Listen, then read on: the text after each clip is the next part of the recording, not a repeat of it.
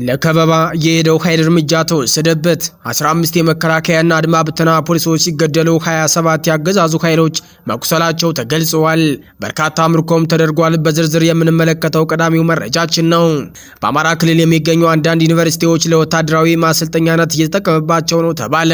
በተለይም የጎንደር፣ የደብረ ብርሃን፣ የእንጅባራና ሌሎች በክልሉ የሚገኙ ዩኒቨርሲቲዎች በዚህ ጉዳይ ተጋላጭ ሆነዋልም ተብለዋል። የክቡር ሰማዕቱ ብርጋዴር ጄኔራል አሳምነው ጽጌ የስጋ ወንድም የሆኑት መምህር ሙሉጌታ ጽጌ በገጠማቸው ህመም ምክንያት ህይወታቸው ማለፉ ተገልጿል። መረጃው እንደሚያመላክተው መምህር ሙሉጌታ ጽጌ ለተወሰነ ጊዜ በህመም ሲታከሙ ከቆዩ በኋላ ሐምሌ 27 ቀን 2018 ዓ.ም አጥቢያ ሌሊቱን ከዚህ ዓለም በሞት ተለይተዋል።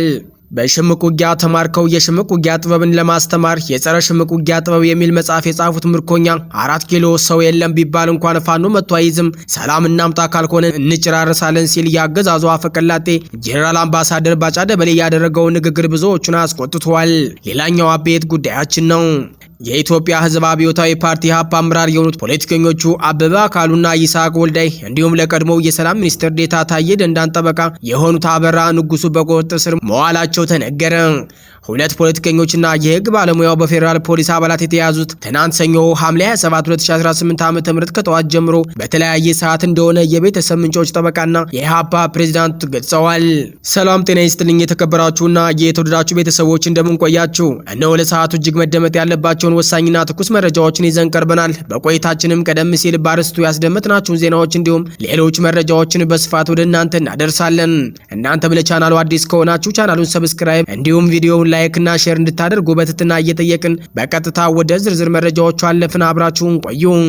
የአማራ ፋኖ ብሔራዊ ንቅናቄ ጎንደር ጠቅላይ ግዛት በላይ ህዝብ ግንኙነት መምሪያ ባወጣው መግለጫ ሐምሌ 28 2018 ዓ.ም ከስማዳ ተነስቶ ወደ ጅብጌ መድኃኔዓለም ሰበር ሚካኤልና ቃጭና አቅጣጫ የተንቀሳቀሰ የጦር ኃይል በ206ኛ ከፍ ያለው ደሴ ኮር በጀነራል ኃይሌ ዘረባንተ ክፍለ ጦር ላይ የማፈን እርምጃ ለመፈጸም ሞክሯልም ተብሏል። መግለጫው እንደሚለው ክፍለ ጦሩ ባካሄደው የተቀናጀ የመልሶ ማጥቃት ኦፕሬሽን የማፈን ሙከራውን በማክሸፍ በተቃዋሚ ኃይሉ ላይ ከፍተኛ ሰብአዊና ቁሳዊ ኪሳራ አደርሰዋል። በተጨማሪም ባለፉት 2 ቀናት በራስ ጋይንትና በሌሎች የውጊያ ቀጠናዎች የተካሄዱት ፍልሚያዎች የተቃዋሚውን ስልታዊ እንቅስቃሴ ለማክሸፍ አስችለዋልም ብለዋል። እንደ መረጃው ከሆነ 15 የመከላከያና አድማ ብተና ፖሊሶች ሲገደሉ 27 ያገዛዙ ኃይሎች መቁሰላቸው ተገልጸዋል። በተደረገው አውደ ውጊያ 7 ክላሽንኮቭ መሳሪያ እንዲሁም 123 የብሬን እና የክላሽንኮቭ ጥይቶች በምርኮ መያዛቸው ተገልጸዋል። በአማራ ክልል ያሉ ዩኒቨርሲቲዎች ለወታደራዊ ስልጠና እየዋሉ ነው ተባለ። በአማራ ክልል የሚገኙ አንዳንድ ዩኒቨርሲቲዎች ለወታደራዊ ማሰልጠኛነት እየተጠቀሙባቸው ነው ተብሏል። በተለይም የጎንደር፣ የደብረ ብርሃን፣ የእንጅባራና ሌሎች በክልሉ የሚገኙ ዩኒቨርሲቲዎች በዚህ ጉዳይ ተጋላጭ ናቸው ተብሏል። የብልጽግናው መንግስት የዩኒቨርሲቲ ተቋማትን ለወታደራዊ ስልጠናና ለኃይል ማደራጃነት እየተጠቀመባቸው ነው የሚል ክስ ቀርቧል። እንዲሁም ወደ ዩኒቨርሲቲዎች የሚገቡ ተማሪዎች ቁጥር በከፍተኛ ሁኔታ መቀነሱ ከዚሁ ፖሊስ ጋር የተያያዘ ነው የሚል አስተያየትም ይሰነዘራል። ሆኖም እስካሁን ድረስ እነዚህን ክሶች በተመለከተ አገዛዙ ያለው አንዳች ነገር እንደሌለም ተገልጿል። በሽምቅ ውጊያ ተማርከው የሽምቅ ውጊያ ጥበብን ለማስተማር የጸረ ሽምቅ ውጊያ ጥበብ የሚል መጽሐፍ የጻፉት ምርኮኛ 4 ኪሎ ሰው የለም ቢባል እንኳ ፋኖ መጥቶ አይዝም፣ ሰላም እናምጣ ካልሆነ እንጨራርሳለን ሲል ያገዛዙ አፈቀላጤ ጄኔራል አምባሳደር ባጫ ደበሌ ያደረገው ንግግር ብዙዎችን አስቆጥቷል። ባጫ ደበሌ ከቢቢሲ አማርኛ ጋር ባደረገው ቆይታ አነጋጋሪ መልእክት አስተላልፈዋል። ግልጽ የሆነ ነገር ልንገርህ በማለት ንግግራቸውን የጀመሩት አምባሳደሩ 4 ኪሎ ሰው የለም ቢባል አንዳቸውም መጥተው አይዙም፣ ፋኖ የሚሆን ኦላ አይመጡም በጭራሽ ሲሉ ተደምጠዋል። ምክንያቱም የሚመጡበት መንገድ የላቸውም፣ መተውም የሚያደርጉት ነገር የለም። ማን ነው የሚመጣው? ምን ያደርጋል? ዘመነ ካሴ ነው የሚመጣው። 4 ኪሎ ክፍት ነው ብትላቸው አይመጡም በማለት ስርዓት አልበኝነት በተላበሰ አንደበታቸው መናገራቸው ተነግረዋል። አምባሳደሩ መፈናቀል፣ መገደል፣ መገፋት የወለደውን የህልውና ትግል በገንዘብ ተመን መተመናቸውም ተነግረዋል።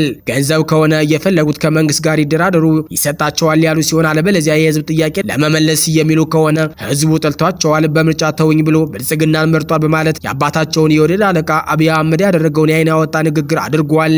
በመጨረሻም አምባሳደር ባጫ ሰላም እናምጣ ካልሆነ እንጨራርሳለን እንጂ ውጤት አሸናፊና ተሸናፊ የሚባል ነገር የለውም በማለት ከመግቢያቸው 4 ኪሎ ሰው የለም ቢባል አንዳቸውን መጥተው አይዙም፣ ፋኖም ይሁን ኦላ በለው አቅም እንደሌላቸው የተናገሩት ንግግር የሚያፈርስ ቃል አስፍረዋል።